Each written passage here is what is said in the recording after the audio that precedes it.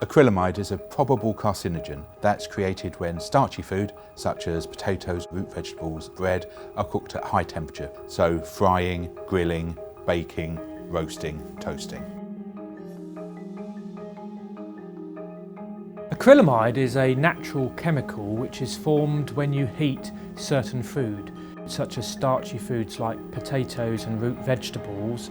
When they are cooked to above 120 degrees, they naturally form acrylamide. It's part of the cooking process which improves the texture and the taste of food, but a byproduct of that is acrylamide. So we know that acrylamide causes cancer in rats and mice in the laboratory.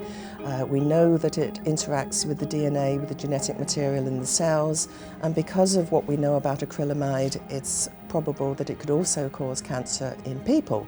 The levels of acrylamide that are present in our diet are higher than we would be comfortable with. We would prefer them to be lower, and so that's why the Food Standards Agency is encouraging the industry to try to reduce acrylamide levels in processed foods, and we wish to raise awareness amongst consumers of the things that they could do that might help them to reduce their exposure to acrylamide in food. Because it's naturally occurring, acrylamide has always been present in our food and always will. But the longer and hotter we cook food, the more acrylamide there'll be. So knowing that, we can all take steps to reduce our acrylamide intake. First of all, go for gold. Cook food till it's a golden yellow colour, no darker, because it's the process that makes food brown that also leads to higher levels of acrylamide.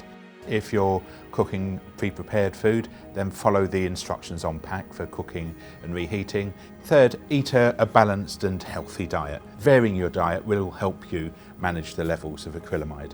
And finally, don't store your potatoes in the fridge.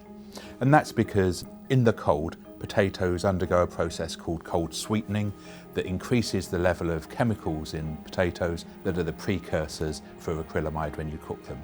So your potatoes, take them out of the fridge, store them in the dark, store them cool, but above 6 degrees.